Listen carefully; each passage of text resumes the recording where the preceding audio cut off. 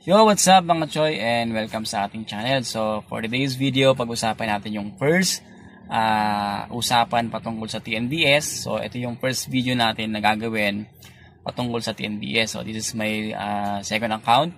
Itong video na to ay patungkol lamang sa mga TNBS industry, sa mga operator and driver. So, ngayon may nagtanong sa akin, paano raw bang kung sakasakali mag-add ng driver sa Grab, no? So, simple lang naman, kapag mag-a-add ka ng driver, so, bibigyan ko kayo ng details kung ano yung mga requirements. So, para pagdating nyo sa Grab Hub, Marikina, ay kompleto lang inyong requirements at hindi na kayo pabalik-balik. So, una, syempre kailangan nyo ng driver's license. Oo. Dapat yung driver's license is professional, no? Kasi hindi nila pinapayagan yung non-pro. Syempre, especially dahil tayo ay transport. So, dapat talaga is professional yung ating driver's license. Pangalawa, dapat meron kang NBI. So, dapat yung NBI mo ay hindi paso. O dapat ay updated yung NBI mo. Pangalawa, it's either police clearance or barangay clearance. So kinakailangan din yon. Pangatlo, vehicle sales invoice. So, syempre, kinakailangan din yon.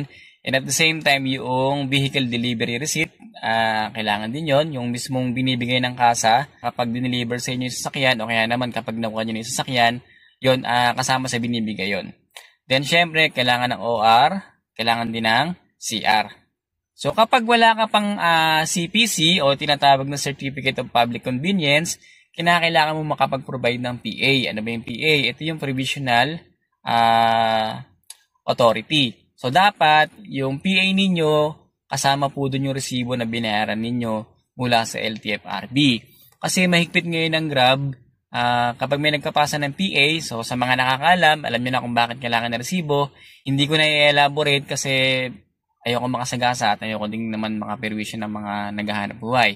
So basta kung mag-driver po kayo, kinakailangan kung ang hawak nyo is PA, kailangan nyo po ng resibo. Pero ngayong 2020, as of now, alam ko wala pa namang nilalabas si LTFRB na additional na slot para sa TNBS. So kung ang hawak nyo naman is CPC, so good for you.